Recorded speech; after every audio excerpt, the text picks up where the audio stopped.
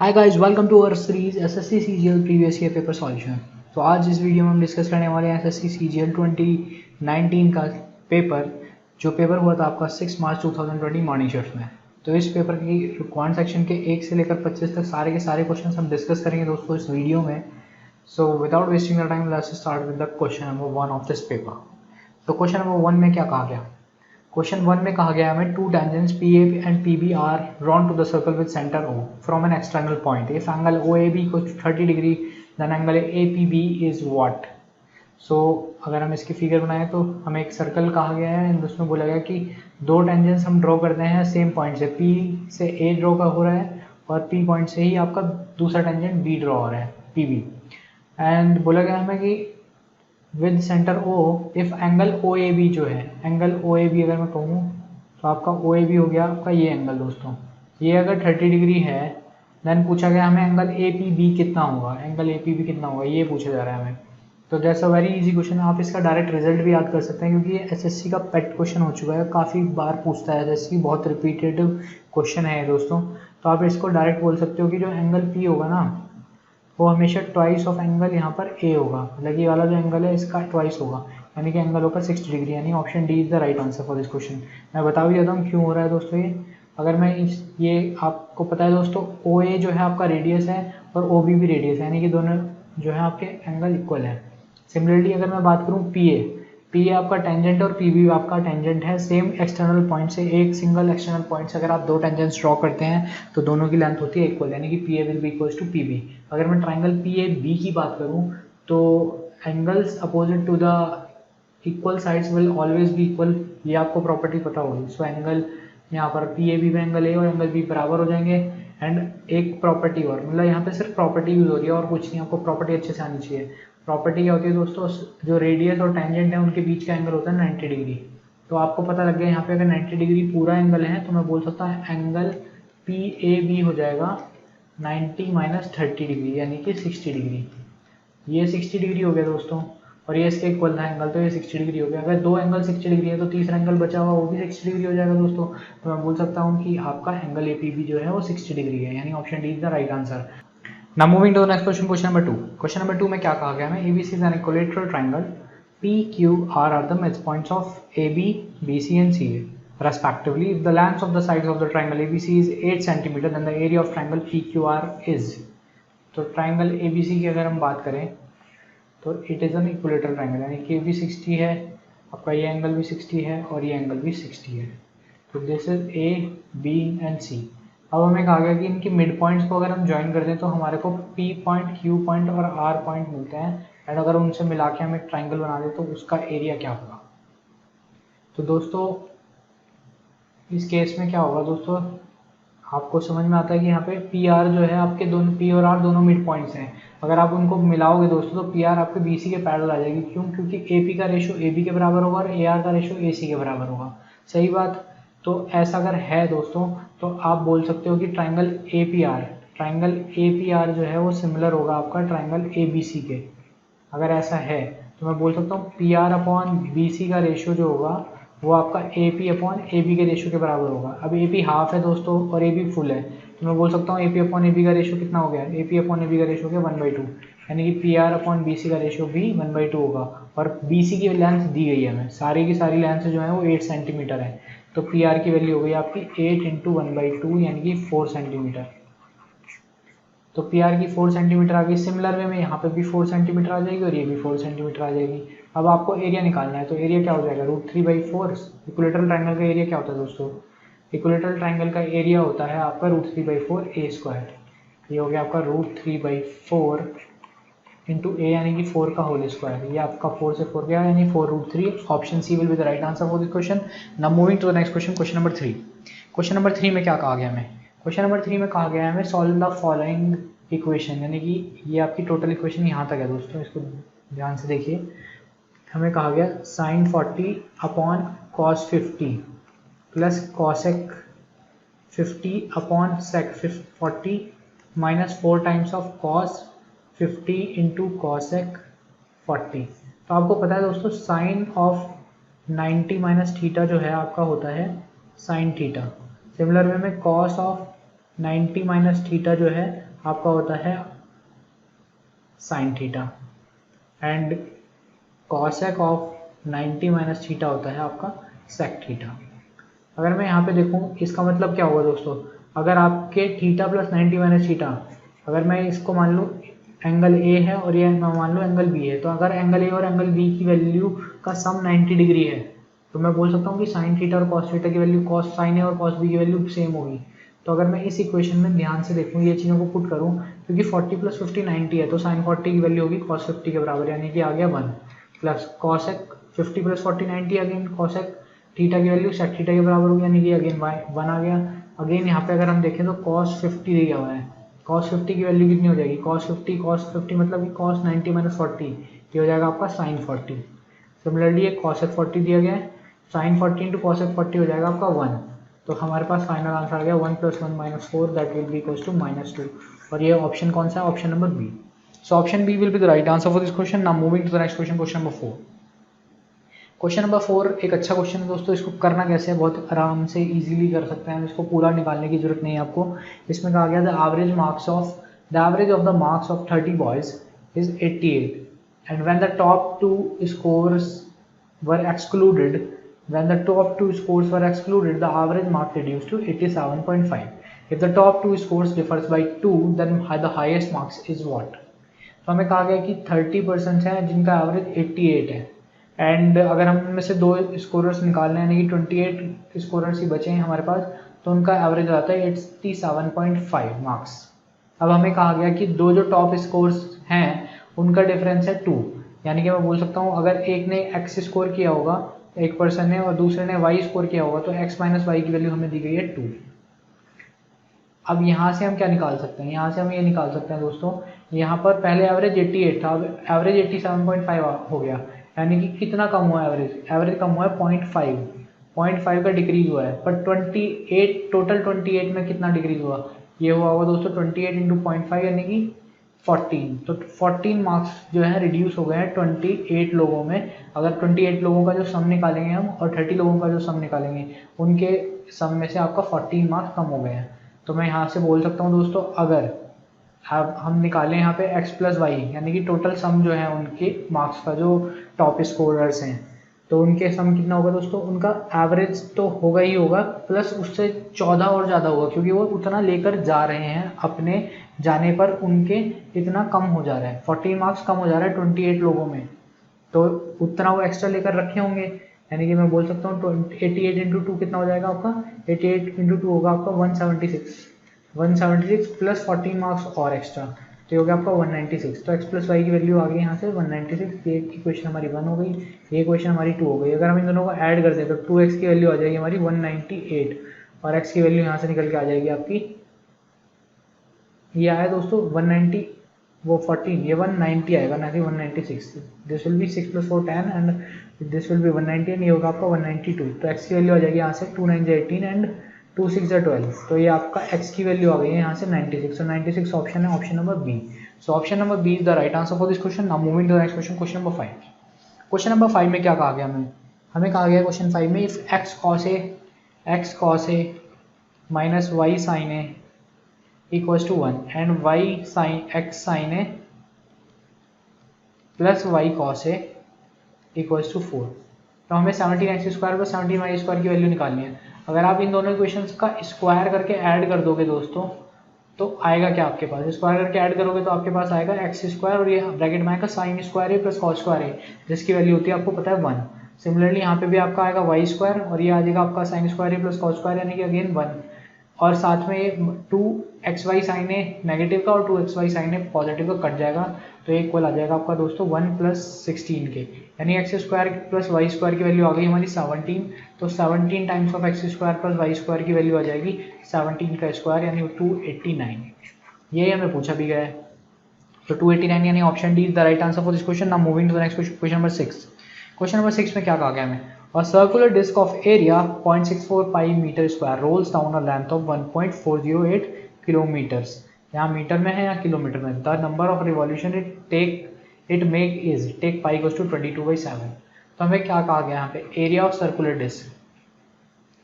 Circular disc दिया गया है हमें, equals to 0.64 pi metre square.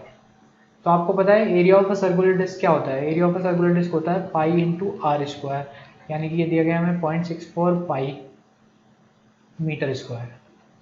पाई से अगर हम पाई कैंसिल कर सकते हैं तो आर की वैल्यू आ जाएगी आपकी 0.8 मीटर। तो आर की वैल्यू आ गई हमारी 0.8 मीटर। अब आप समझिए कॉन्सेप्ट, अगर वो रोल डाउन करता है, अगर मैं ये सर्कुलर डिस्क मान लूँ, इस सर्कुलर डिस्क की बात करूँ मैं अगर, तो यहाँ पे हो क्या रहा है, अगर इसको मैं रोटेट करना शुरू करूँ, इसको मैं अगर रोटेट करना शुरू करूँ इस सर्कुलर डिस्क को, अगर ये पॉइंट अभी यहाँ पे है तो ये रोटेट होना शुरू होगा और ये आगे चलता जाएगा, ये पॉइंट जो है ये पीछे की तरफ चलता जाएगा और ये सर्कल जो है हमारा आगे चलता जाएगा। ये आपका चलते चलते अगर मैं इसको पूरा का पूरा ओपन कर दूँ, अगर मैं इस डिस्क को मैं पूरा का पूरा ओपन कर दूँ तो ये अपनी लेंथ के इक्वल ही एक रिवॉल्यूशन में चलेगा। 1 रिवॉल्यूशन में ये अपने सरकमफ्रेंस के इक्वल चलेगा। हमें बताना है कि टोटल कितने रिवॉल्यूशंस करे उसने, 1.408 किलोमीटर का डिस्टेंस कवर किया है। तो सरकमफ्रेंस की वैल्यू निकाल लेते हैं हम। सरकमफ्रेंस की वैल्यू आ जाएगी आपकी 2 पाई इंटू आर, यानी कि आ गई आपका 2 इंटू पाई इंटू 0.8, यानी कि ये आ गया आपका 1.65। तो सरकमफ्रेंस की वैल्यू हो गई 1.65। तो हमें यहाँ पे पता लग रहा है 1.65 अगर चलता है 1.65 मीटर्स, यहाँ पे मीटर है दोस्तों क्योंकि हमारा यहाँ मीटर में निकला है, तो आपका एक रिवॉल्यूशन होता है। अब हमें बताना है कि 1.408 किलोमीटर यानी कि 1408 मीटर्स में कितने रिवॉल्यूशन होंगे। ये हो जाएंगे आपके दोस्तों 1/1.6 पाई इंटू 1408। अगर इसे हम फर्दर सॉल्व करें तो ये आ जाएगा आपका 1408 अपॉन 1.6 इंटू 22 इंटू 7। तो इसे हम सॉल्व करेंगे तो ये आपका आ जाएगा 11 दूनी 22, ये हो गया आपका 11 कम 11, 11 दूनी 22 और 11 अठे 28। ठीक है दोस्तों। देन आपका अगर हम इसको सॉल्व करेंगे 16 दूनी 32 हो गए, और 32 से अगर हम 128 को काटेंगे दोस्तों तो ये आपका आ जाएगा 32 का 4 टाइम्स, 32 का 4 टाइम्स जो है आपका 128 होता है दोस्तों। तो ये हमारा आंसर आ गया finally 4 into 70 that will be equals to 280 revolutions. तो हम बोल सकते हैं 280 रिवॉल्यूशंस हो रहे हैं अगर ये आपका सर्कुलर डिस्क जो है रोटेट करके 1.408 किलोमीटर करता है, मूवमेंट करता है दोस्तों। तो 280 है आपका option number A. So option में A will be the right answer for this question. Now moving to the next question, question number 7। Question number 7 में क्या कहा गया हमें, an article was sold at a gain of 18%. If it had been sold for 49 rupees more, then the gain would have been 25%. The cost price of the article is what? तो दोस्तों इन questions का आपको पता है कि किस type से करना है। आपको पहले 18% का गेन हुआ था और अब जो है 25% का गेन हुआ है। तो ओवरऑल अगर हम देखें तो इसमें कितना गेन एक्स्ट्रा हुआ अभी आपको एक्स्ट्रा गेन हुआ है 25% माइनस 18%, यानी कि 7% एक्स्ट्रा का गेन हुआ है। बट यहाँ पे हमें कहा गया कि आपको 49 रुपीज़ का गेन हुआ था एक्स्ट्रा, तो 7% की जो वैल्यू है वो कॉरस्पॉन्ड करेगी 49 रुपीज़ को, यानी 1% की वैल्यू कॉरस्पॉन्ड करेगी आपके 7 रुपीज़ को। और आपको बताना है कॉस्ट प्राइस, तो कॉस्ट प्राइस होता है आपका 100% की वैल्यू हो जाएगी आपकी 700 रुपीज़, जो कि आपका ऑप्शन नंबर ए है। So option A will be the right answer for this question. Now moving to next question, question number 8। Question number 8 में क्या कहा गया हमें दिया गया इफ 3 की पावर a इक्वल्स टू 27 की पावर b इक्वल्स टू 81 की power c and abc equals to 144, then the value of 12 into 1/a plus 1/2b plus 1/5c। ये अब आपको बताना है दोस्तों। तो अगर मैं यहाँ पे कहूँ 3 की पावर a इक्वल्स टू 27 की पावर b इक्वल्स टू 81 की पावर c दिया गया मुझे, मैं इसको ऐसे भी तो लिख सकता हूँ दोस्तों, 3 की पावर 3b इक्वल्स टू 3 की पावर 4c। इस तरह से मैं बड़े इजीली लिख सकता हूँ इसको। अगर ऐसा है तो मैं इनको अगर कंपेयर करूँ तो मैं बोल सकता हूँ a equals to 3b equals to 4c है।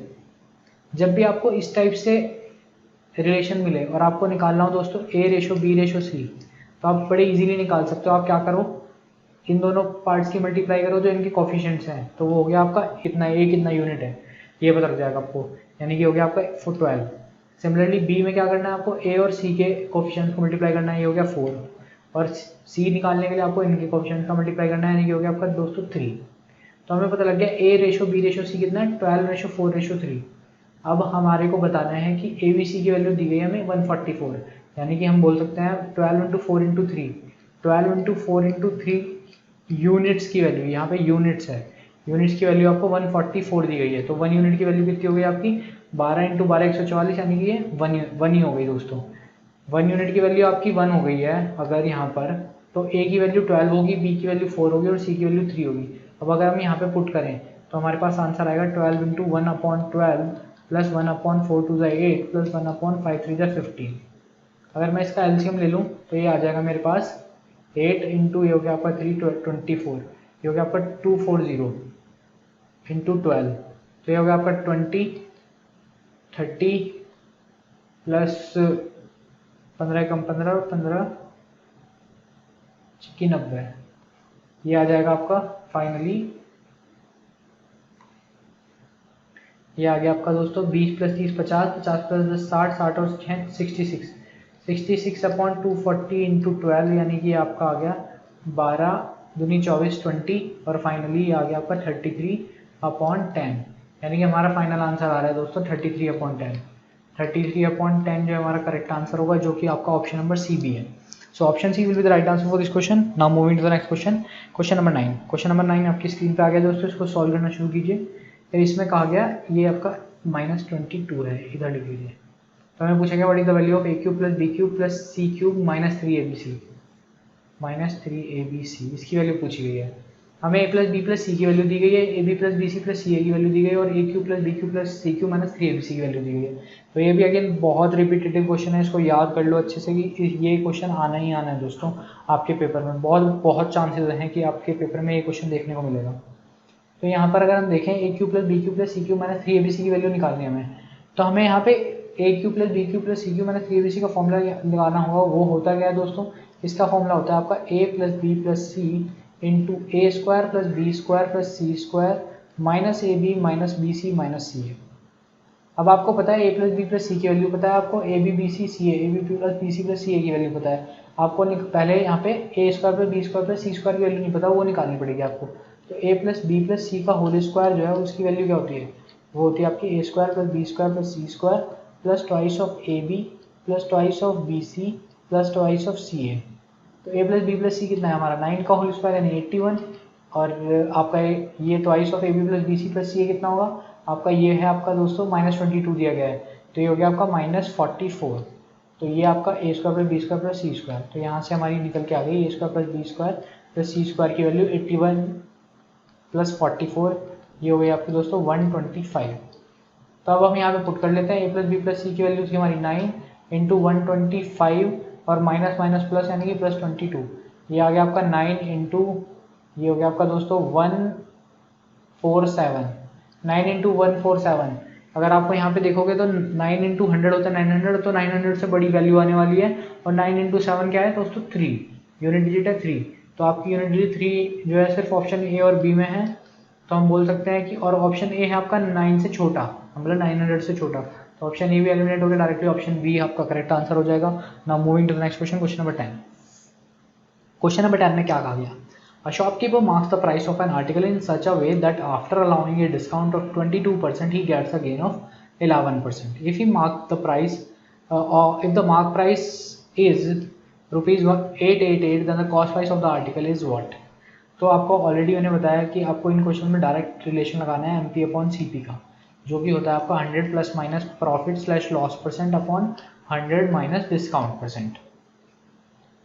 तो MP कितना दिया गया हमें, MP दिया गया 888 और CP हमें निकालना है, और आपका प्रॉफिट दिया गया 11%, तो हम प्लस लेंगे यहाँ पे 100 प्लस 11 और डिस्काउंट दिया गया 22 का, तो यानी 100 माइनस 22, जो कि आपका आ गया 111 अपॉन 78। अगर मैं इससे इसको काटूंगा तो 8 टाइम्स जाएगा, यानी कि CP आ जाएगा आपका 8 इंटू 78 रुपीज़। ये आ गया आपका दोस्तों 8 8 64। अब आपको आगे सॉल्व भी करने की जरूरत है, आपको दिख गया यहाँ पे यूनिट डिजिट 4 यहाँ पे ही है, तो ये आपका option number A correct answer होगा। Now moving to the next question, question number 11। Question number 11 में क्या कहा गया, ये DI बेस्ड क्वेश्चन है। इसमें कहा गया है in the following table the production of various crops in tons is given from 2015 to 2019। 2015 to 2019 study the table and answer the question that follow. Question क्या कहा गया, द परसेंटेज ग्रोथ ऑफ मेज, मेज मतलब ये है आपका in the year 2019 over the year 2015 is what? Correct up to 2 decimal places, आपको 2 डेसिमल प्लेसेस तक निकालना है दोस्तों। तो हमें जो है आपका परसेंटेज ग्रोथ जो है वो कितनी हुई है दोस्तों, आपकी परसेंटेज ग्रोथ अगर आपको निकालनी है तो आप बोल सकते हो 840 में से 490 इतनी ग्रोथ हुई होगी। और टोटल किससे पूछा गया है, आपको 2015 में जितनी ग्रोथ थी उससे। ये था आपका 490 इंटू 100 निकाल लेंगे, इसको हम सॉल्व कर लेते हैं और हमारा आंसर आ जाएगा दोस्तों। ये हो गया आपका 0, 14 में से 9 गए 5 आ गया यहाँ पे, और 7 - 4 यानी कि 350। ये हो गया आपका 350 अपॉन 490 इंटू 100। इसको अगर हम थोड़ा सा फर्दर सॉल्व, थोड़ा सा अप्रॉक्सीमेट मान लें तो 350 अपॉन, मैं इसको 10 अप्रॉक्सीमेट कर रहा हूँ यानी कि 500 कर दिया मैंने इसको, इंटू 100। ये आ गया आपका दोस्तों क्लियर 70%। मैंने यहाँ पे थोड़ा सा बढ़ाया था, 490 से बढ़ा के 500 किया था। तो यहाँ पर दोस्तों 70% थोड़ी सी कम आ रही है जो परसेंटेज आ रही है, क्योंकि मैंने यहाँ पे 500 को थोड़ा 490 को 500 कर दिया था। बट 490 यहाँ पे तो थोड़ी वैल्यू फालतू आएगी, यानी कि 70 से ग्रेटर और बस 70 के आसपास ही जो है जोन सी वैल्यू होगी हमारी वो करेक्ट आंसर होगा। और यहाँ पे दिया गया है 71.43%, तो 71.43% हमारा करेक्ट आंसर हो जाता है। So option B will be right option for this question. Now moving to next question, question number 12। Question number 12 में क्या कहा गया, if the area of an equilateral triangle is 36√3 centimetre square then the perimeter of the triangle is. Very easy question. तो आपको बोला गया area of equilateral triangle. Area होता क्या है इक्विलेटरल ट्रायंगल का, ये होता है आपका √3/4a², और जो कि दिया गया आपको 36√3। √3 से √3 कट गया, a² की वैल्यू आ गई आपकी 36 × 4, और a की वैल्यू यानी a क्या होती है यहाँ पे साइड, तो साइड की वैल्यू हमारे पास आ गई √36 × 4 यानी कि 6 × 2 यानी 12। ये आ गई आपकी 12 सेंटीमीटर। साइड की वैल्यू आ गई 12 सेंटीमीटर। अब पेरीमीटर ही निकालना है हमें दोस्तों, तो पेरीमीटर हो जाएगा आपका 3 × साइड, थ्राइस ऑफ साइड यानी कि 3 × 12 दैट इज 36 सेंटीमीटर। ये आपका option number B. So option B will be right answer for the question. Now moving to next question, question number 13। Question number 13 में क्या कहा गया, if the value of a + b - 2 का whole square plus b + c - 5 का whole square plus c + a - 5 का whole square equal to 0, then the value of √b + c की power a + c + b a की power b - 1 is. तो हमें यहाँ पे a + b - 2 का whole square plus b + c - हाँ, तो दोस्तों अगर आपको दिख रहा है यहाँ पे, अगर कोई भी टोटल स्क्वायर्स दिए गए हैं आपको और वो इक्वल टू 0 दिए गए हैं, तो एक ही केस में 0 हो सकते हैं अगर वो स्क्वायर वाली जो टर्म्स हैं वो खुद में 0 हों। अगर मैं कहूँ 2² है और मैं कहूँ यहाँ पर इवन नेगेटिव में ले लूँ -3 का होल स्क्वायर, ये कभी 0 नहीं हो सकता दोस्तों, कभी भी 0 नहीं होगा। इसको 0 करने के लिए तभी 0 होगा अगर आप 0 के स्क्वायर में 0 का स्क्वायर ऐड करेंगे तो ही आपका 0 आएगा। तो मैं यहाँ पे बोल सकता हूँ a + b - 2 का होल स्क्वायर जो होगा वो 0 होगा, यानी a + b की वैल्यू आ गई यहाँ से 2। सिमिलरली b + c की वैल्यू हो जाएगी हमारी 5 और c + a की वैल्यू आ जाएगी 5। अगर इन सारी इक्वेशंस को मैं ऐड कर दूँ तो मेरे को मिलेगा twice of a + b + c की वैल्यू 5 + 5 10 और 10 + 2 12, यानी कि a + b + c की वैल्यू आ गई मेरे पास 6। अगर ऐसा आ गया है दोस्तों तो मैं इस इक्वेशन में से इक्वेशन 4 में से इक्वेशन 1 को माइनस करूंगा तो मेरे पास c की वैल्यू आ जाएगी जो कि होगी आपकी 6 - 2 4। सिमिलरली अगर मैं 4 में से 2 को माइनस करूं तो मेरे पास a की वैल्यू आ जाएगी जो कि 1 आ रही है। देन c + a में से अगर मैं a + b + c में से c + a को माइनस करूंगा तो मेरे पास b की वैल्यू आ जाएगी जो कि आ रही है अगेन 1। तो a की वैल्यू पता लग गई, b की वैल्यू पता लग गई और c की वैल्यू पता लग गई। अब मैं इस इक्वेशन में पुट करने की कोशिश करता हूँ दोस्तों, इसको थोड़ा सा रब कर लेते हैं, यहाँ पर पुट करते हैं b + c यानी कि 4 + 1, ये हो गया आपका 5 की पावर a है 1 प्लस c + a अगेन 5 की पावर 1 - 1 अंडर रूट में, ये आ गया आपका दोस्तों √10 - 1 यानी 9 का अंडर रूट आ जाएगा आपका 3। तो यहाँ पे आपका करेक्ट आंसर हो गया option number C. So move करते हैं दोस्तों नेक्स्ट क्वेश्चन की तरफ, क्वेश्चन नंबर 14। क्वेश्चन नंबर 14 में क्या कहा गया हमें, if 2 sin a + cosec a = 2√2 and theta यानी कि a लाइज बिटवीन 0 to 90, तो find the value of twice of sine की पावर 4a + cos की पावर 4a। तो हमें यहाँ पे दिया गया twice of sine a + cosec a = twice of √2। तो अगर यहाँ पे √2 आ रहा है दोस्तों तो ऑब्वियस ही बात है √2 वाली टर्म होनी चाहिए। एक साइन कब साइन में कब √2 की टर्म आती है 45 डिग्री पे, अगर मैं यहाँ पे 45 पुट कर दूँ तो साइन 45 होगा आपका 1/√2 और cosec 45 होता है आपका √2। तो इसको हम फर्दर सॉल्व करेंगे तो ये आपका आ जाएगा √2 प्लस √2 यानी कि 2√2। तो बिल्कुल सेटिस्फाई कर रही है हमारी इक्वेशन थीटा यानी ए की 45 डिग्री वैल्यू पे। तो अब हमें बस ए की वैल्यू यहाँ पे 45 पुट करनी है, तो ये हो जाएगी साइन 45 कितना होता है 1/√2, तो 1/√2 की पावर 4 हो जाएगा आपका 1/4 प्लस यहाँ से भी 1/4 आएगा, that will be equals to 2 × 1/2 that is 1। So 1 यानी कि आपका ऑप्शन नंबर बी होगा correct answer. Now moving to the next question, question number 15। Question number 15 में क्या कहा गया आपको, क्वेश्चन नंबर 15 है आपका डीआई बेस। तो दोस्तों ये क्वेश्चन है आपका डीआई बेस और इसमें क्वेश्चन दिया गया हमें the average production of wheat in the period given in the table is. तो हमें एवरेज प्रोडक्शन निकालनी है व्हीट की एवरेज प्रोडक्शन है आपकी ये इन सबका सम डिवाइड बाई हम 5 साल है तो 5 साल से 5 से डिवाइड कर देंगे, ये हो जाएगा आपका दोस्तों आपको दिया गया 2500 प्लस 4218 प्लस 3428 प्लस 4500 प्लस 3300। अगर हम इसे ऐड करें तो ये आ जाएगा आपका, ये है आपका 4218 और 3482 है दोस्तों ये। अगर आप इसको देखोगे तो यहाँ पे आप जोड़ोगे तो ये हो गया 82 और ये हो गया आपका 18 यानी कि ये पूरा 100 बन जाएगा।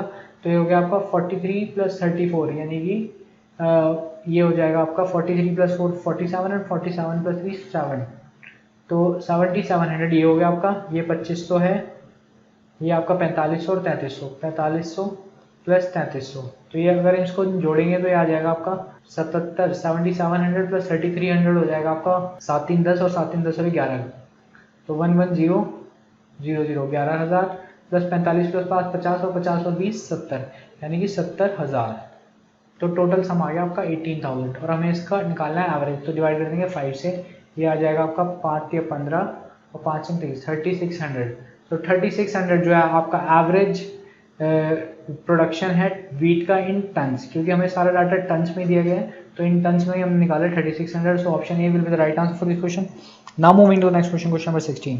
क्वेश्चन नंबर 16 में क्या कहा गया, A B and C can individually complete a task in 24 days 20 days and 18 days respectively. B and C start the work and they work for 6 days and यहाँ पे have नहीं दोस्तों लीव होगा and leave, उसके बाद वो काम छोड़ के चले जाते हैं। The number of days required by A alone to finish the remaining task is what?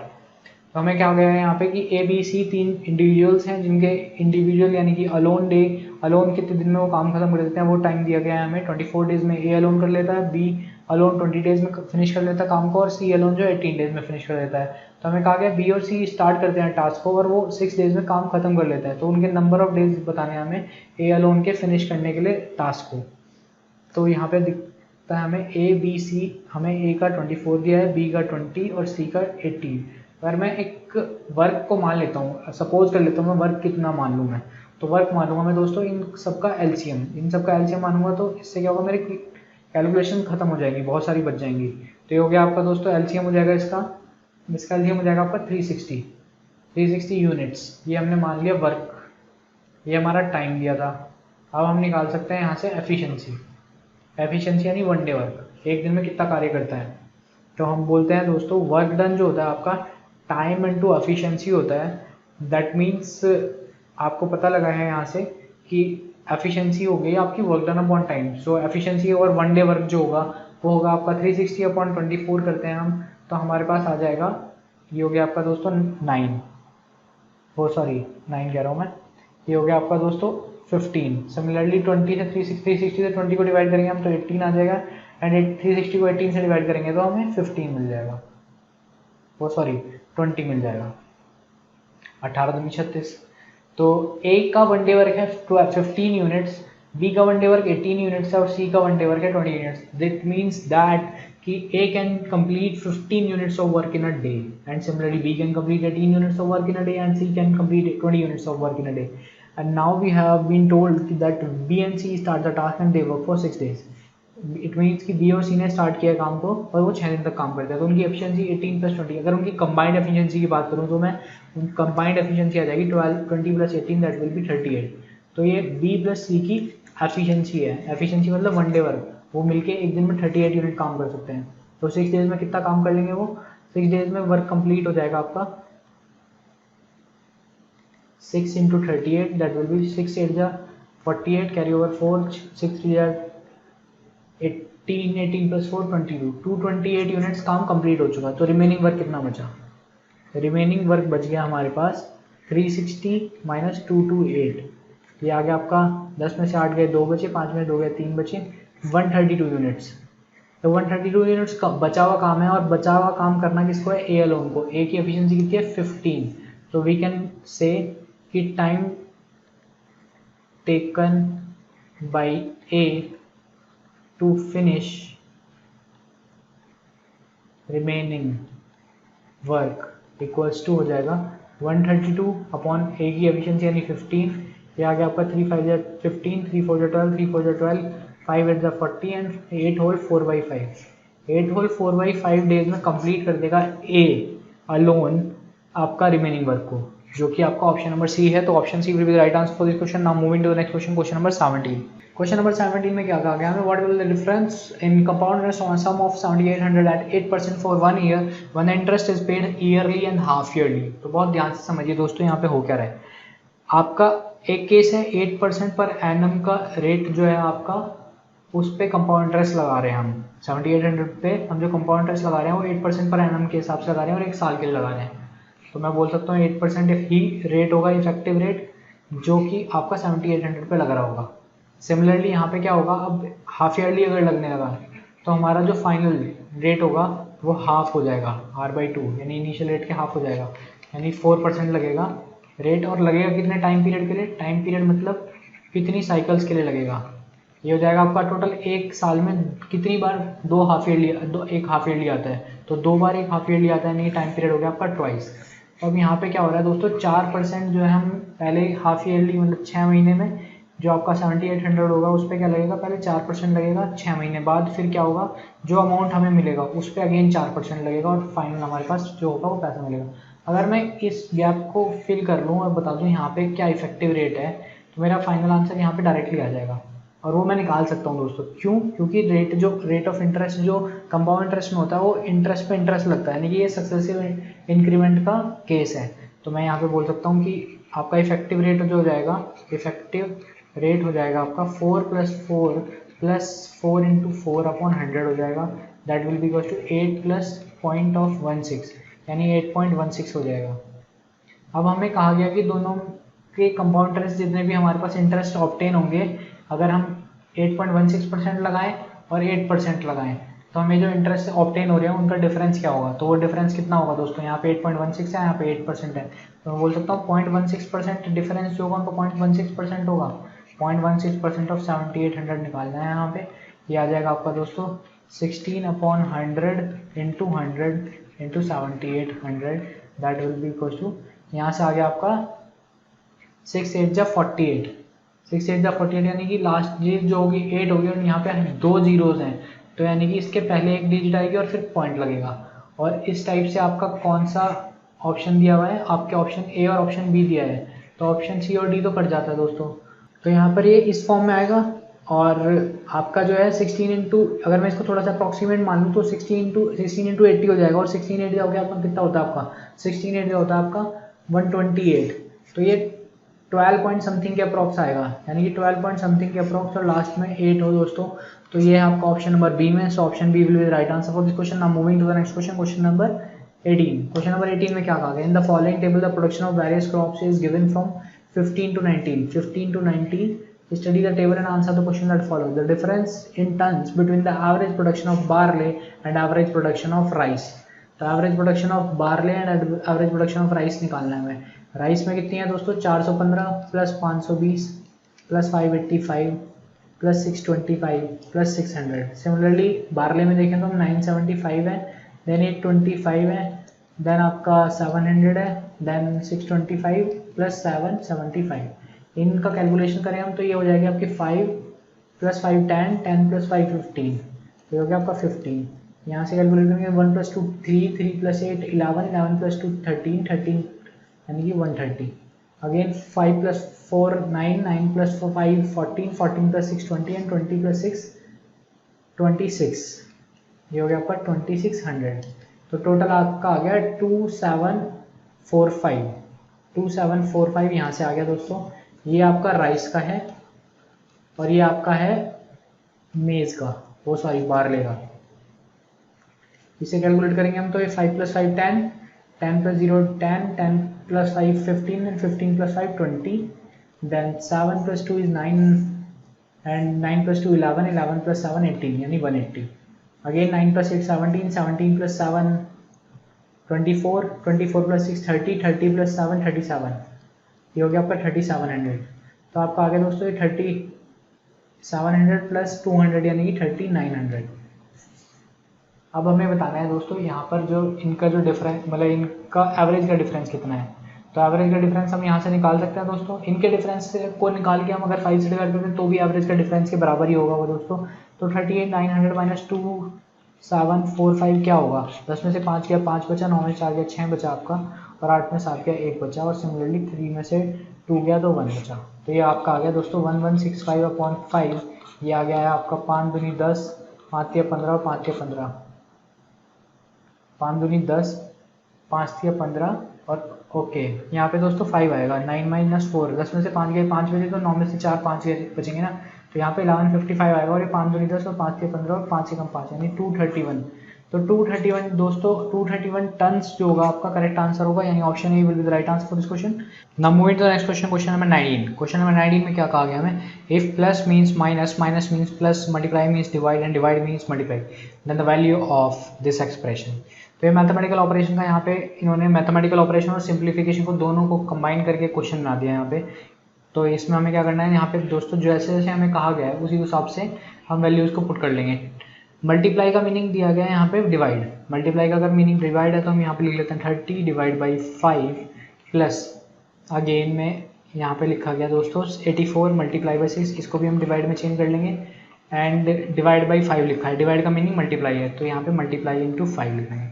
और यहाँ पे प्लस का मीनिंग माइनस था, तो दोस्तों ये प्लस माइनस हो जाएगा. यहाँ पे आ जाएगा माइनस अपॉन में. ये आपका डिवाइड है, तो डिवाइड आपका मल्टीप्लाई है, तो यानी कि 2/3 इंटू 18 कर देंगे, और माइनस का मतलब है प्लस, तो हम बोल सकते हैं यहाँ पे प्लस कर दिया हमने. और 4 डिवाइड बाई 2 को हम कर देंगे 4 इंटू 2. तो अब इसको सॉल्व करते हैं दोस्तों. यहाँ पर क्या क्या आएगा. अगर मैं इसको सॉल्व करूँ तो सबसे पहले मैं ऊपर वाले ब्रैकेट को सॉल्व करूँगा. अगर मैं ऊपर वाले ब्रैकेट को सॉल्व करूँ तो 30 डिवाइड बाई 5 आ जाएगा यहाँ पे. इसके अंदर इनर ब्रैकेट में 5 6 या 30, यहाँ पे आ जाएगा माइनस में 6, और ये आपका 84 है, तो ये होगा आपका 6 8 1 6 एंड 6 4 24 इंटू 5 अपॉन. अब डिनोमिनेटर को सॉल्व करेंगे तो हम 2 3 ये आपका हो जाएगा 3 6 18, एंड ये हो गया आपका 12 प्लस 4 2 8. अगर इसे हम सॉल्व करें तो ये आपका आ रहा है 12 minus 6 is minus 8 into 5 upon 12 plus 8 is 20. तो ये आ गया आपका 5 4 20 एंड 4 2 8, यानी -2 is the right answer for this question. And -2 option कौन सा है. Option number A. Now moving to the next question, question number 20. Question number 20 में क्या कहा गया हमें. A student take 1.25 hours to travel from home to school at a speed of 4 kilometre per hour. By what percentage should he increase his speed to reduce the time by 25% to cover the same distance from school to home. तो हमें क्या बताया गया. एक student 1.25 hours लेता है अपने home से स्कूल तक जाने में, अगर वो स्पीड यूज़ कर रहा हो 4 किलोमीटर पर आवर की. By what percentage should he increase his speed to reduce the time by 25% to cover the same distance from school to home. तो उसे सेम डिस्टेंस कवर करना है. अगर डिस्टेंस सेम हो तो मैंने पहले भी बताया आपको distance equals to speed into time होता है, आपको सबको पता भी होगा. अगर डिस्टेंस सेम है तो speed inversely proportional to time हो जाएगी. हमें कहा गया कि टाइम जो है 25% रिड्यूस हो गया. 25% का मतलब क्या है आपका. 25% से मतलब होता है 1/4, यानी कि अगर टाइम इनिशियली और फाइनली, अगर इनिशियली 4 टाइम था तो टाइम जो है रिड्यूस होकर 3 हो जाना चाहिए. तो हम बोल सकते हैं कि स्पीड का रेशियो इसका उल्टा हो जाएगा. उल्टा कैसे. अगर ये 4:3 है तो दोस्तों 3:4 हो जाएगा, क्योंकि स्पीड है इन्वर्सली प्रोपोर्शनल टू टाइम. तो यहाँ पर मैं बोल सकता हूँ अगर स्पीड 3 थी तो 4 हो जाएगी.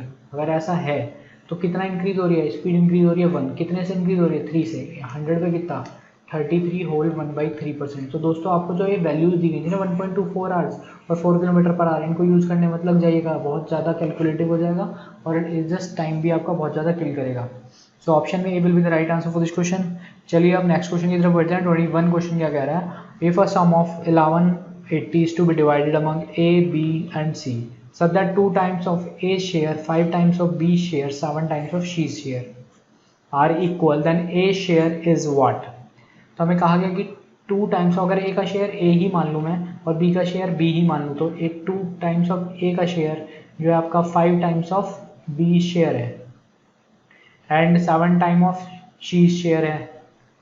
तो सी के शेयर के 7 टाइम्स हो गया ये।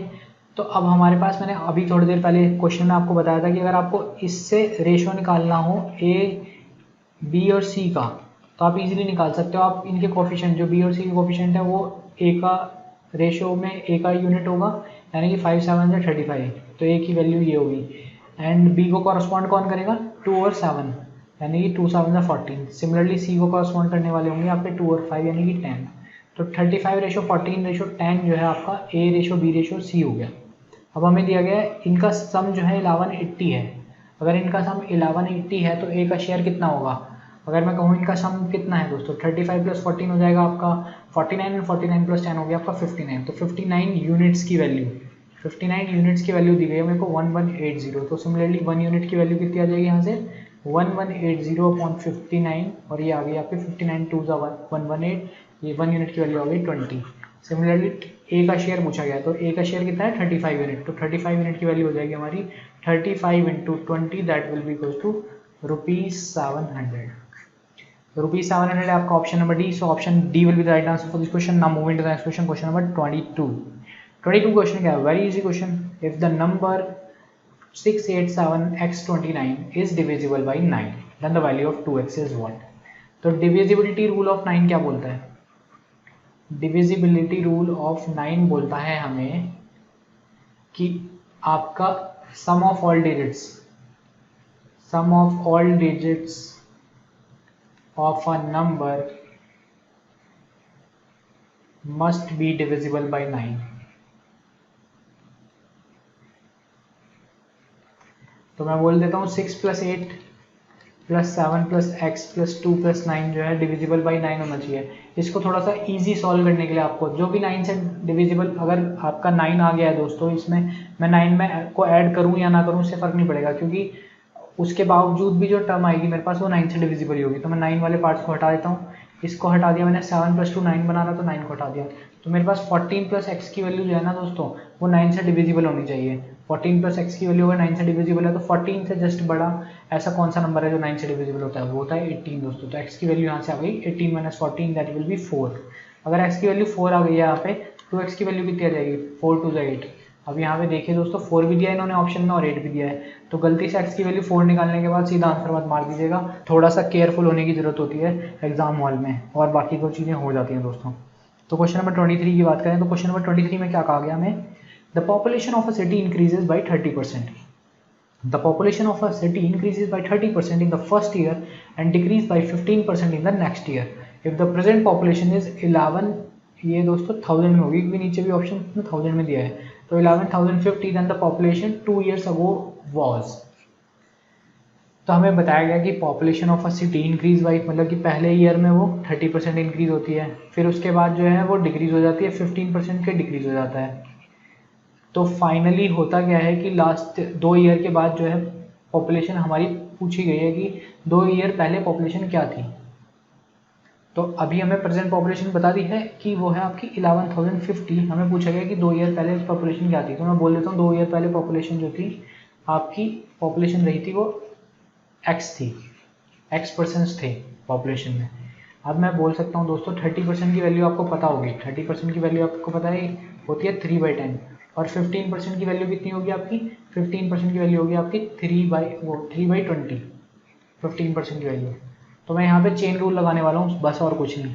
आपको यहाँ पे सक्सेसिवली तो इंक्रीमेंट हुआ है दोस्तों, तो चेन रूल लगा दीजिए, सिंपल x, यानी कि स्टार्टिंग में फर्स्ट ईयर के बाद क्या हुआ होगा, फर्स्ट ईयर में हुआ होगा 10 से 13 हो गई होगी, एंड सेकेंड ईयर में क्या हुआ होगा, डिक्रीज हुई है, तो 20 से आपका 17 हो जाएगी। ये आपका टोटल x पे इतना ऑपरेशन हुआ है। x हमारी इनिशियली 2 ईयर्स अगो जो है आपकी पॉपुलेशन थी, तो फर्स्ट ईयर में 10 से 13 हुई, और 20 से फिर अगले ईयर में 20 से 17 हो गई। तो इसकी वैल्यू दी गई आपको 11050। आपको निकालना है x का मान, यानी कि अगर मैं डिवाइड करूँ दोस्तों इससे 17 से डिवाइड करें अगर हम इसे, तो ये हो जाएगा आपका 17 6 कितना होता है दोस्तों, 102। 17 6 102, बचा हमारे पास 8 85, 850 बच गया, यानी कि 17 5 85, यानी 17 5 85। तो ये हो गया आपका 0। ये अगर हम 13 से डिवाइड कर दें तो 13 5 से 65, ये हो गया 50।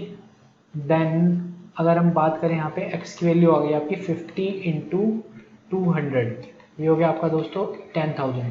सो 10,000 पॉपुलेशन थी आपकी 2 साल पहले। 10,000 यानी option A is the right answer for this question.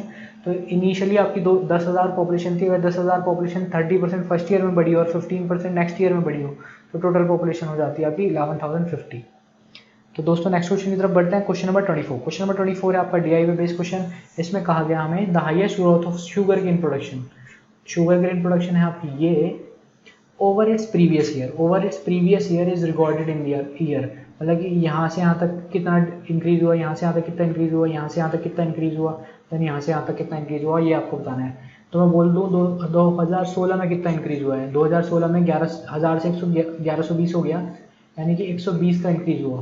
Then 2017 में कितना इंक्रीज हुआ, 1120 से 1250 हुआ, यानी कि मैं बोल सकता हूँ 5 में से 2 गए 3 बचे, ये हो गया आपका, और 2 में से 1 गया 1 बचा, तो 130 का इंक्रीज हो गया। 2018 में कितना इंक्रीज हुआ है, 2018 में इंक्रीज हुआ है 1325 हो गया 1250 से, 1250 प्लस 50 1325, यानी कि हो गया आपका 50 प्लस 25 75 का इंक्रीज हुआ। देन 2019 की अगर हम बात करें तो 2019 में कितना इंक्रीज हुआ है, 2019 में इंक्रीज हुआ है 75 प्लस 50 यानी कि 125। तो यहाँ से आपको क्लियर दिख गया दोस्तों कि 130 जो है सबसे मैक्सिमम इंक्रीज हुआ है, और हुआ कौन से ईयर में, वो 2017 में। तो हमारा आंसर कौन सा हो जाएगा, ऑप्शन नंबर डी, यानी कि 2017 एक ऐसा ईयर था जिसमें शुगर केन की प्रोडक्शन जो है प्रीवियस ईयर के हिसाब से सबसे ज़्यादा रिकॉर्ड करी गई थी। तो दोस्तों नेक्स्ट क्वेश्चन की तरफ बढ़ते हैं। Question number 25। क्वेश्चन नंबर 25 में क्या कहा गया है, the last question of this video, इसमें कहा गया एक मेटालिक स्फीयर है, एक metallic sphere of diameter 40 centimetre is melted into smaller spheres of 0.5 centimeter. How many such small balls can be made? तो आपको पता है दोस्तों एक बड़ा आपका स्फीयर है, आप उससे छोटी बॉल्स बना रहे हो।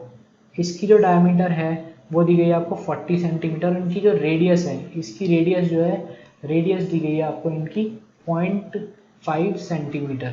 आपको बताना है कि ऐसी छोटी स्फेरिकल बॉल्स कितनी बन सकती हैं। तो आपको पता है दोस्तों जो टोटल वॉल्यूम है वो चेंज नहीं होता, वॉल्यूम कंजर्व रहता है। तो volume of larger sphere will be equals to n times of, क्योंकि टोटल n बॉल्स होंगी तो उन सबका अगर मैं वॉल्यूम जोड़ दूंगा तो वो n times of volume of smaller spheres आ जाएगा। इसे निकालेंगे हम तो ये आ जाएगा आपका 4/3 पाई इंटू आर क्यूब होता है, कैपिटल आर क्यूब मान लेते हैं हम इसको रेडियस को, then n into 4/3 pi into small r मान लेते हैं हम स्मॉल स्फीयर की रेडियस को। ये 4/3 पाई से 4/3 पाई का आपका आर क्यूब, यहाँ पे डायमीटर 40 दी गई है तो रेडियस 20 सेंटीमीटर हो जाएगी, हो गया आपका 20 का whole cube equals to n into 0.5 का होल क्यूब। तो यहाँ से आपका आ गया दोस्तों n की वैल्यू 20/0.5 का होल क्यूब, ये आ जाएगा आपका 5 चौक 20 40। तो 40 का होल क्यूब कितना हो जाएगा दोस्तों, 4 का होल क्यूब होता है आपका 64 और एक जीरो है तो यानी कि 3 जीरो और लग जाएंगे यहाँ पे 64,000। सो 64,000 is the right answer for this question. तो टोटल ऐसे 64,000 स्मॉल बॉल्स बन जाएंगी इस मेटालिक स्फीयर से। आई होप आप लोगों ने सबने साथ साथ हमारे पेपर को सॉल्व किया होगा दोस्तों, कॉपी पेन लेके। तो इसी तरह से सॉल्व करना है आपको, और लास्ट में आपको चेक करना है कि आपके कितने आंसर सही हुए थे। आप साथ साथ सॉल्यूशन भी देखते जा रहे हो तो ज़्यादा टाइम भी वेस्ट नहीं होगा आपका, आप तुरंत की तुरंत प्रिपेयर करते जा रहे हो। अगर आपको कोई डाउट आ रहा है तो आपका यहीं क्लियर भी हो जा रहा है दोस्तों। तो साथ साथ हमारे साथ जो है आपको प्रिपरेशन करनी है प्रीवियस ईयर पेपर्स की। तो आई होप आप लोगों का अच्छे से हो गया होगा दोस्तों। अपने स्कोर्स जो भी आए हैं वो आप कमेंट सेक्शन में शेयर कर दीजिए। अगर कोई लोग नए जुड़े हैं हमसे, अगर कोई नया हमारे से जुड़ा है दोस्तों, तो उसको मैं बताना चाहूँगा कि आप हमारे चैनल को सब्सक्राइब कर सकते हैं। ये आपका रेड आइकन दिख रहा होगा आपकी वीडियो के नीचे, उसको दबा के, एंड साथ में जो है आप हमारे चैनल में बेल आइकन दबा दीजिए ताकि आपको रेगुलर अपडेट्स मिलते रहेंगे हमारे आने वाली सारी वीडियोज़ के। आप हमारी वेबसाइट pandamedu.com को भी विजिट कर सकते हो, वहाँ पर आपको काफ़ी सारा फ्री मटेरियल मिलेगा आपके प्रिपरेशन को बूस्ट करने के लिए, स्टार्टिंग से लेकर एंड तक का। यानी कि आपको वहाँ पे क्विज़ेस मिलने वाली हैं, फ्री मॉक्स मिलने वाले हैं आपको वहाँ पे। आपको दोस्तों करंट अफेयर्स मिलने वाली हैं, हिंदी इंग्लिश दोनों उस सेक्शन में। आपको वहाँ पे वोकैब मिलने वाली है, आपको वहाँ पे रोज़ का वर्ड मिलने वाला है सीखने को, रोज़ के क्वेश्चंस मिलने वाले हैं आपको अच्छे अच्छे सीखने को।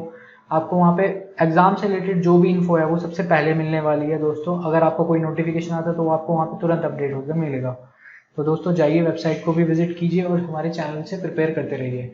तो मिलते हैं दोस्तों नेक्स्ट वीडियो में, तब तक के लिए बाय बाय, थैंक यू।